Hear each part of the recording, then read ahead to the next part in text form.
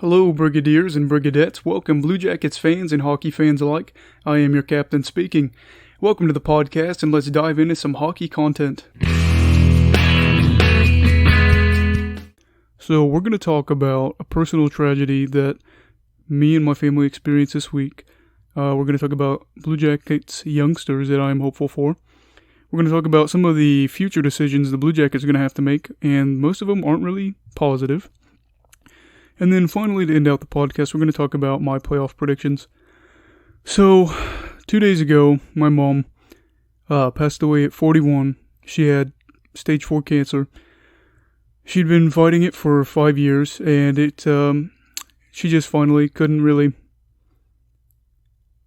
keep fighting. She had lost a lot of weight. She couldn't really speak at the end. It's really tough. I mean, I'm only 20 years old, so I didn't really expect my mom to pass away when I was 20. But I'm glad she's in a better place, and I'm glad she didn't have to suffer anything like that. So, if you guys ever need to talk about anything, that's going on in your life, I'll be here for you, because obviously people's lives can be really, not even hectic, but just bad. So, we're going to move on to a little bit of a cheerier note. We're going to talk about the Blue Jackets youngsters that I'm pretty hopeful for. So now we're just going to move on to some Blue Jackets that are pretty young that I feel like could, I'm not saying will, have a positive impact on the future of this team. And the first one we're going to talk about is Emil Bemstrom. He is 21, he's 6 feet tall, and he's 190 pounds. That's what they listed him at. The latest that we heard is he was 190 pounds. I don't know. I'm going to guess he's probably gained weight. He was drafted he was drafted in the 4th round, 117th overall. Last year he had 10 goals, 10 assists for 20 points in 56 games played for .36 points per game. And he had a time on ice of 12 minutes and 16 seconds. So he really didn't get his feet wet, He got the games played, but he really couldn't get anything going to where he wasn't going to be on the second line or anything like that. But I do think I see some things from him. First of all, I know he's not exactly tall, but he's kind of beefy, 190 pounds for 6 feet tall, and he's probably going to get some more muscle as time goes on, and I think that's pretty good. I'm pretty happy with that. We could use a little bit more size, I feel like. I know that I complain that we're not very fast, but I also feel like we're kind of a lean team, and not everybody is super lean, don't get me wrong, but there's a few people that I'm like, gosh, they seem so skinny.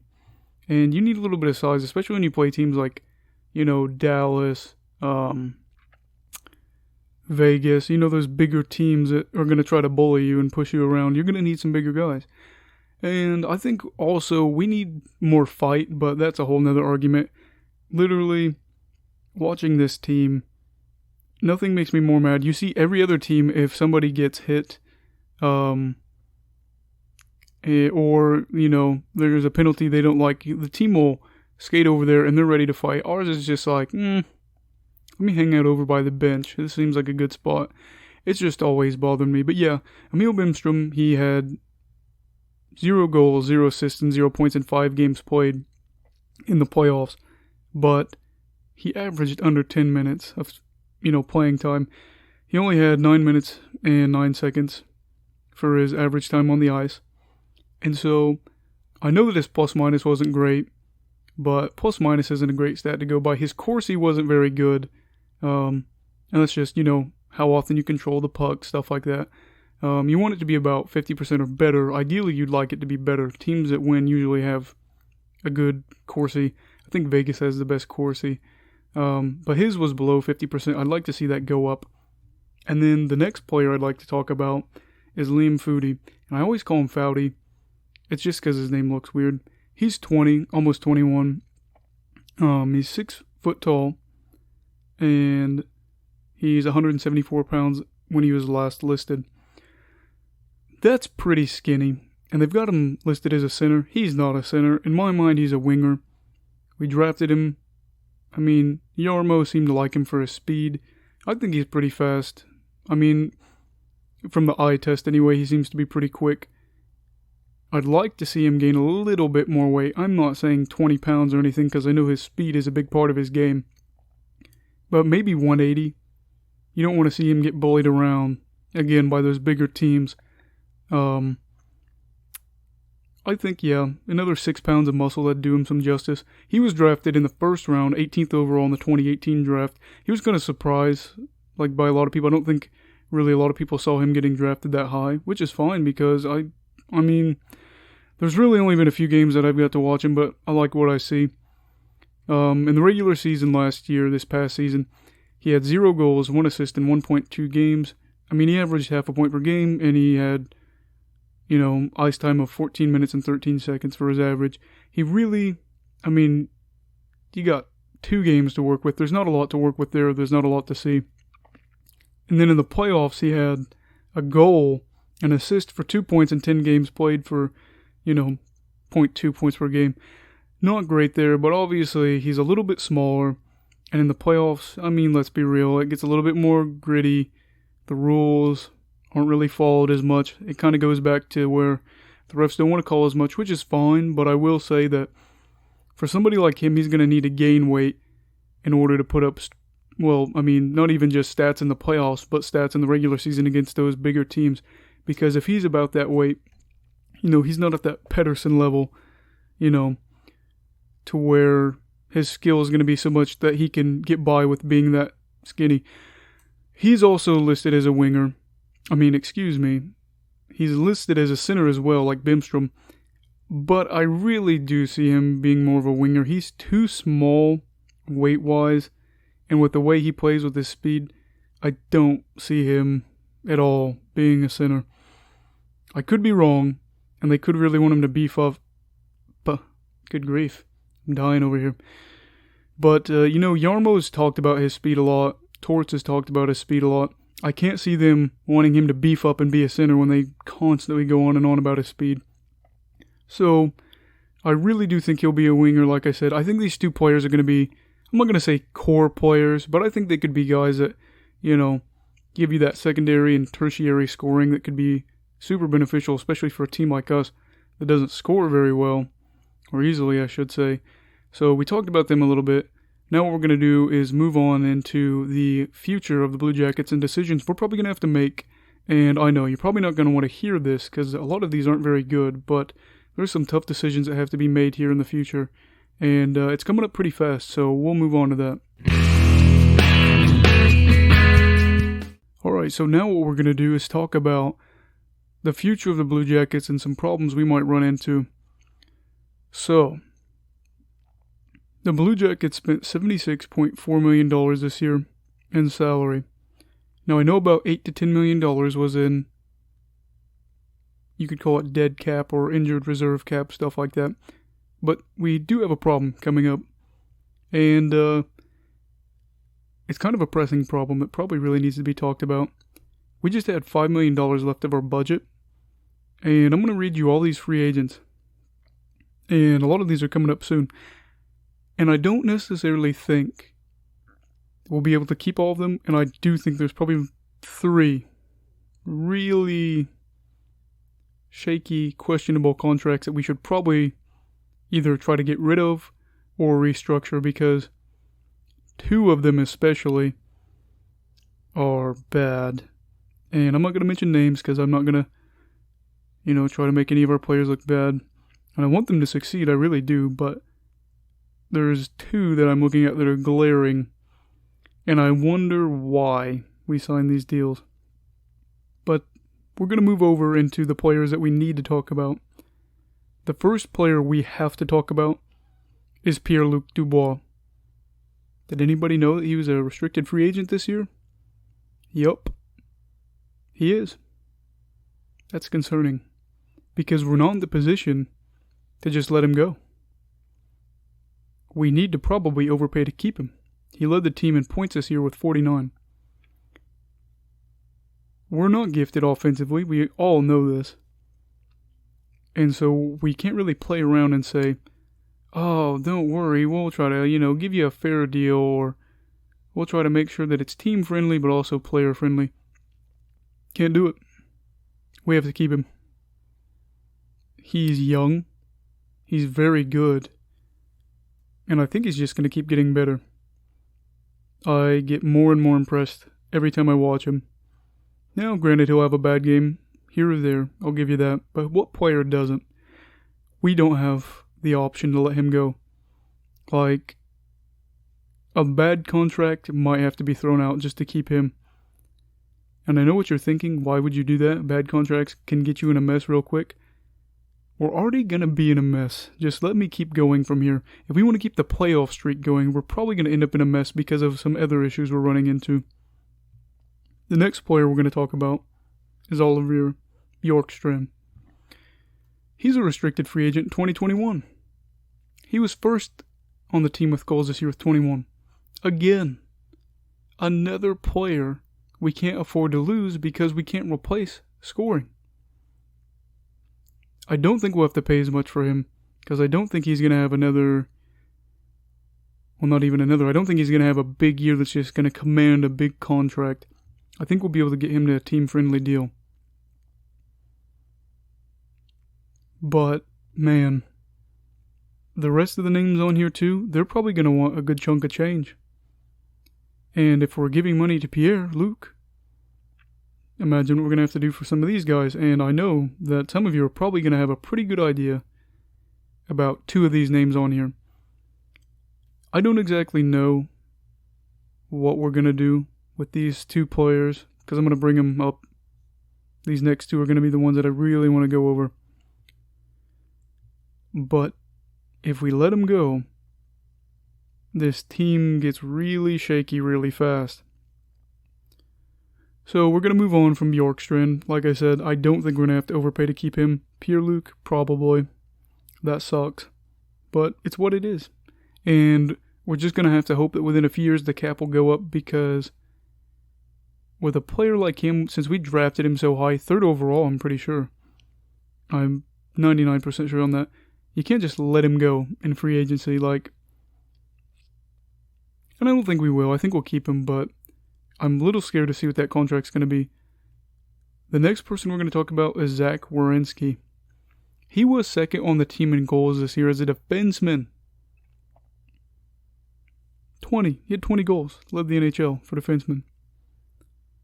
He's a restricted free agent in 2022.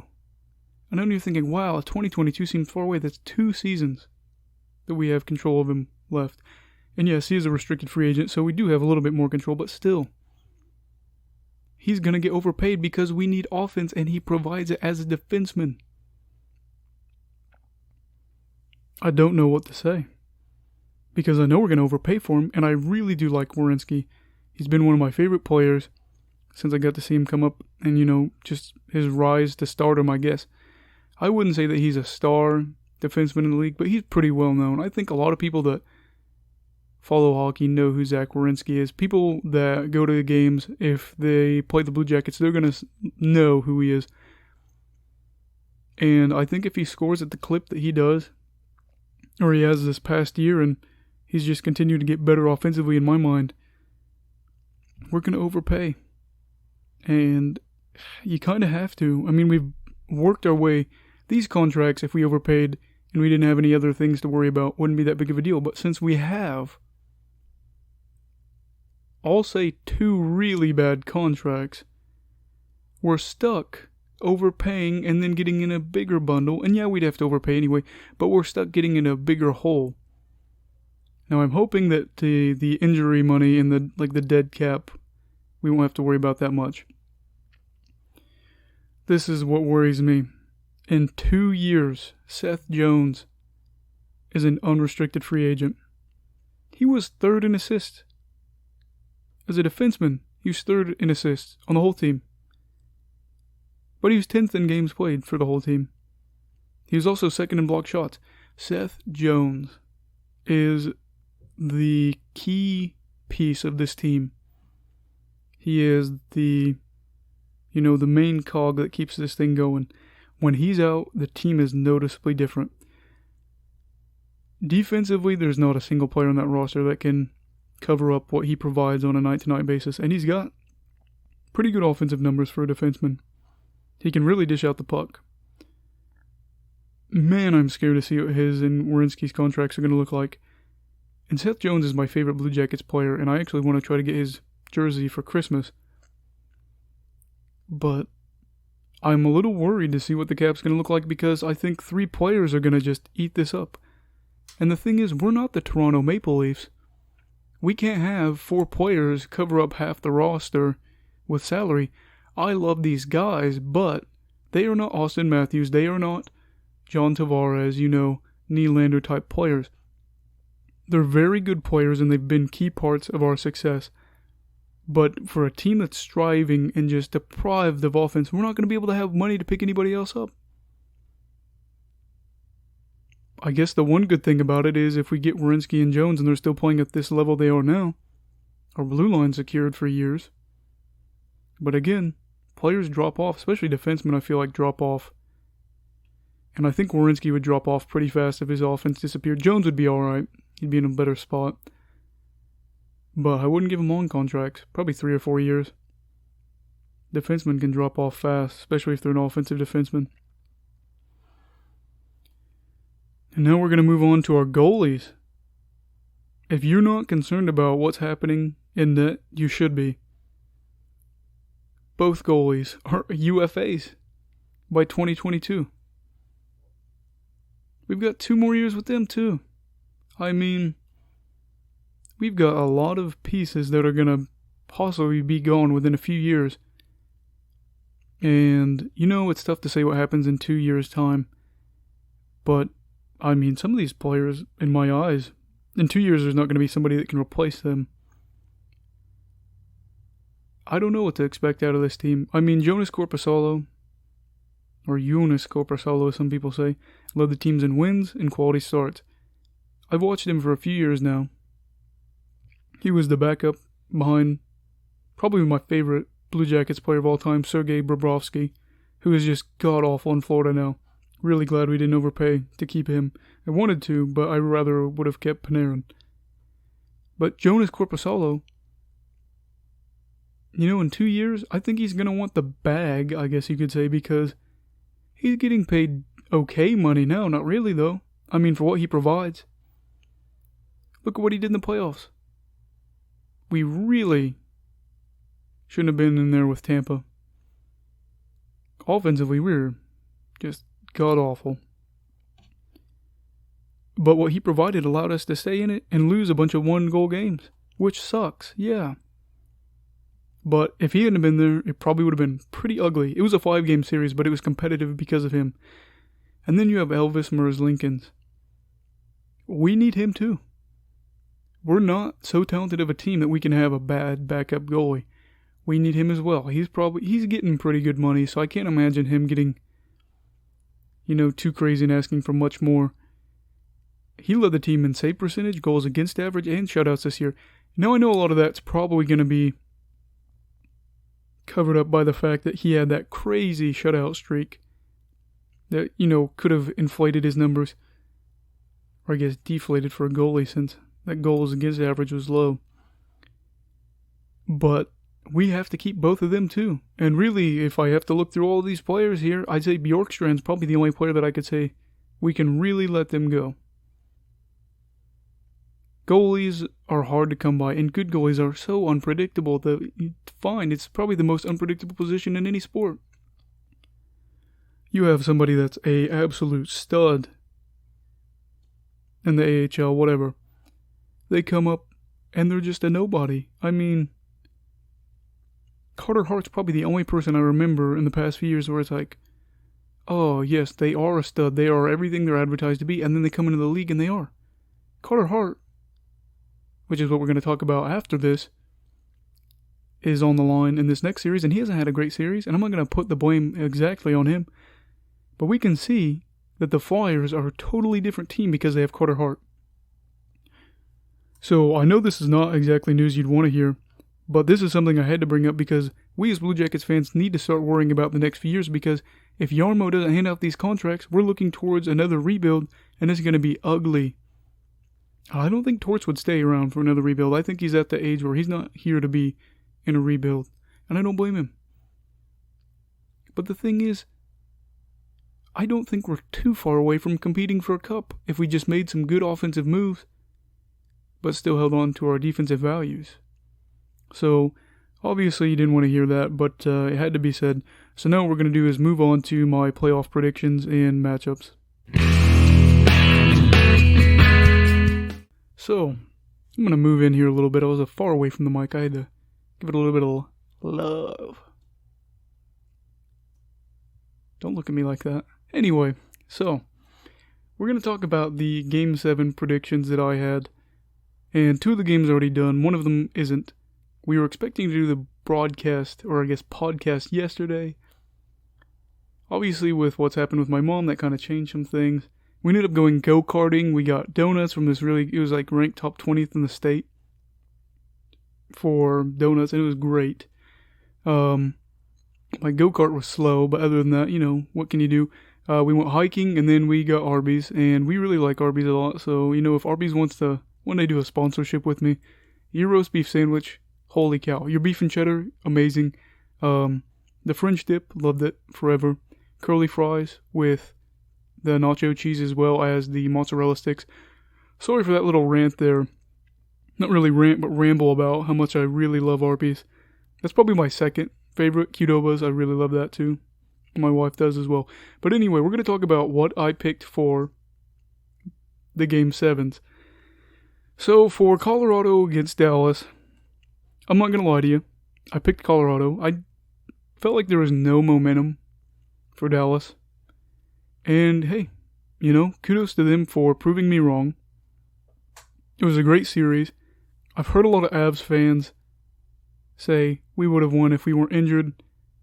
Maybe. But give Dallas credit where credit's due. And it's a big deal for them because this is the first time they're going to the conference finals since 2008. It's a big deal for the franchise, for the fans. I'm really glad that they made it. I'm glad that, some of these older guys get a little bit of a chance. I wish Vegas wasn't in the playoffs because I would have much rather preferred a different team to play Vancouver. So if whoever won made it to the conference finals, we would have been okay with maybe they hadn't made it there in a while either. Which is going to segue over into my Vancouver and Vegas pick. As we all know, I am a Canucks fan. Second favorite team. But I am not stupid. I realized we'd been outplayed the past 2 games, but we won because Thatcher Demko decided to be a brick wall. He did his best Carey Price impersonation. So I picked Vegas, and Vegas won. And the fact that it was 3-0, only 2 of those, well, I guess I should say 2 of those were empty net goals, so it was really 1-0. With Thatcher and net, which is insane because they outplayed us the whole game. We had a 5-minute power play, and I'm pretty sure we only got 1 shot on goal, which is crazy. I'll never understand why that was such a bad power play. I don't get it. But, hey, it happens. And I already didn't have my hopes up anyway. So, now we're going to talk about the Islanders and the Flyers game tonight. New York versus Philadelphia. I'm going Islanders. And I know that obviously Philly has won the past 2 games to come back from 3-1 to tie it 3-3. And I think what it comes down to is I just don't trust Philly's power play. They're 0 for 11 in this series. If they can get a power play goal tonight, that'd be great for them. I would say if they get a power play goal tonight, they're probably winning the game. But their power play, since this whole thing's been going on, of, I guess you could call them the round robins play-ins, blah, blah, blah, has been awful. And what's weird is just the Jekyll and Hyde for the Flyers when it comes to winning these games. And now I get it. New York is a great defensive team led by Barry Trotz. These are some grinders. They will limit your opportunities. But the goals per game when the Flyers win is 4.3. When they lose, it's 1. They score a goal a game when they lose. I think it's pretty obvious that the Flyers play their game when they win. They don't want to play catch-up. And I know that they've been in those games when they've had to play catch-up. Game 5 was 3-0 Flyers, and they almost won it. In overtime, the Islanders did. But as we can see, it's pretty obvious when the Flyers win, they're scoring goals. When they're losing, they're not scoring goals. So, therefore, the Islanders want to keep this as low scoring as possible. One thing that's really stuck out to me is the Islanders' power play this series has been 4 for 17. Or 4 out of 17, however you want to say it, it's fine. That's 23.5%. That would be 5th in the NHL during the regular season, against what was ranked the 11th penalty kill in the league against Philly. They had a pretty good PK, Philly did. But, since this has been going on in this series where the Islanders have had, I'll say, a decent power play, it's dependent on the night. The PK for Philly would be 23rd in the NHL. I don't really know the problem with the Flyers right now when it comes to special teams, but they've got to figure it out if they win this series, because Tampa is not going to play around. I will say the Islanders have got a bunch of opportunities. The past 2 games, they've got 10 power play opportunities, and they've gone 2 for 10. So I'm not going to say that, it's clicking. They've gotten a lot of opportunities, and so it's worked. But, it's pretty obvious at this point. The special teams is probably going to decide this game, and that's why I have to go with the Islanders. They're getting, enough power play opportunities. They're killing off the penalty kill, or they're killing off the power play as well as you can do it. It's 0% for the Flyers since the series has started. 0 for 11. They're drawing more penalties, and they're killing off the ones they take. Here's some stats that'll probably really just push it home. The Flyers outscore the Islanders 13-10 when they win the games they play. So it's still close. But when the Islanders win, they outscore the Flyers 10-3. The Islanders have to dominate tonight and control the puck. They're probably going to allow more shots, I'll give them that. But if you can keep it to the outside, whether they go with Greiss or Varlamov, they're going to be fine if they can keep it to the outside. And they've added some punch offensively so they can hang with Philly. But another thing is, too, I think if the Flyers win, here's what the storyline's going to be. They're going to get a power play goal, and some of those bigger names like Giroux will really pop off tonight. Giroux had 2 points, I believe, last game, and a goal and an assist. So I think the storyline for the Flyers is going to be they get a power play goal to, snap that dry spell, and then some of the big names show up. But if the Islanders win, I don't see it being a high-scoring game. I think it's probably going to be 3-1 if the Islanders win it. An empty netter will probably be there. It'll be 2-1. Flyers get desperate, have to pull the goalie, boom. If the Flyers win, I'm going to say 4-2. Maybe 5-2. I think it's going to be one of those polar opposite type games to where Philly's either going to light it up or New York's just going to dominate and not give them really any great opportunities in the slot. So I've got the Islanders winning. So then we're going to go on to my Western Conference final predictions. And I know, the semifinals aren't even done, so you're probably thinking, how are you going to do that? Our captain? Well, as your captain, I'm just going to do it anyway. So Dallas versus Vegas. Dallas has scored way too high compared to their average in the regular season against a team that was pretty banged up in Colorado. So I do think that Vegas is probably going to beat Dallas in 5. I am aware Khudobin, however you pronounce it. I know it's pronounced so many ways. These foreign players, it's always interesting to learn their names. Or Bishop could go on a tear where they absolutely take over and they take it to Game 7 and they win. But Vegas is a deep team. I think Pacioretty, I think Tuck, I think Marchessault. I think they'll all have, a say in this series. Stone. I think a lot of these guys will have a good offensive series. And they control the puck. I just cannot see Joe Pavelski, Tyler Seguin, Jordy Ben, Miro Heiskanen even, being able to keep up and then keep possession of the puck versus Vegas and winning the series. I think it'll be a quick series.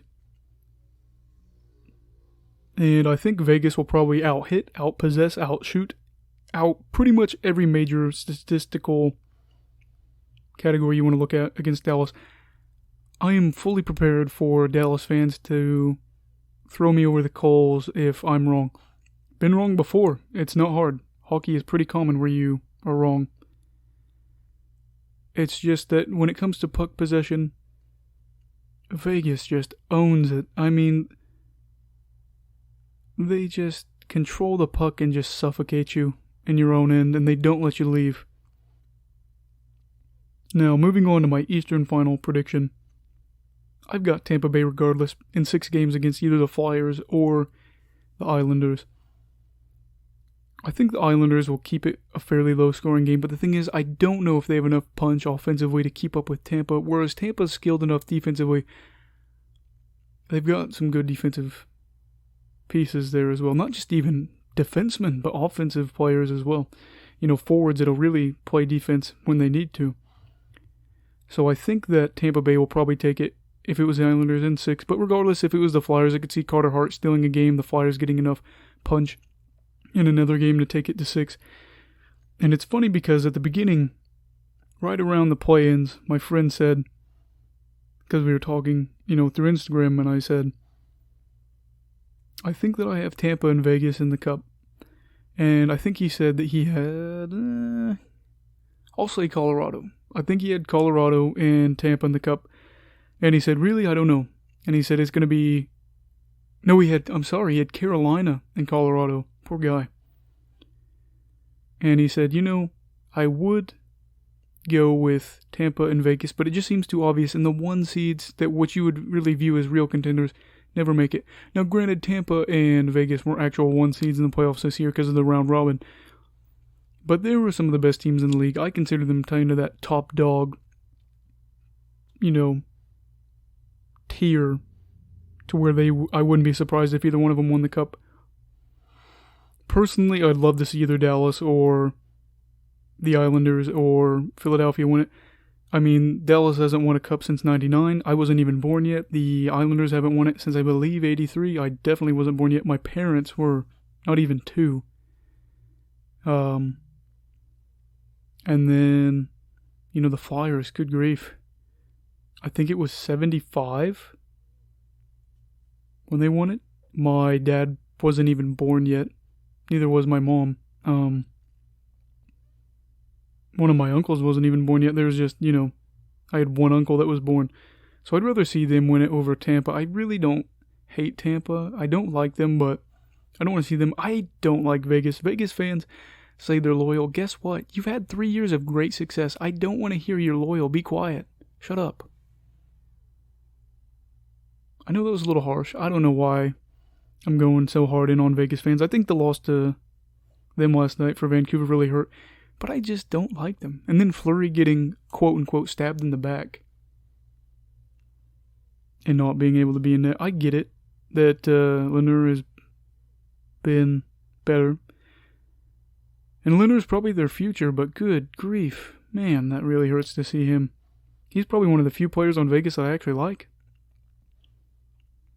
That's all I have to say with that. I'll probably have one more finishing statement after this. But yeah, these are my picks for the playoffs. And guess what? I'll probably be wrong, but that's all right.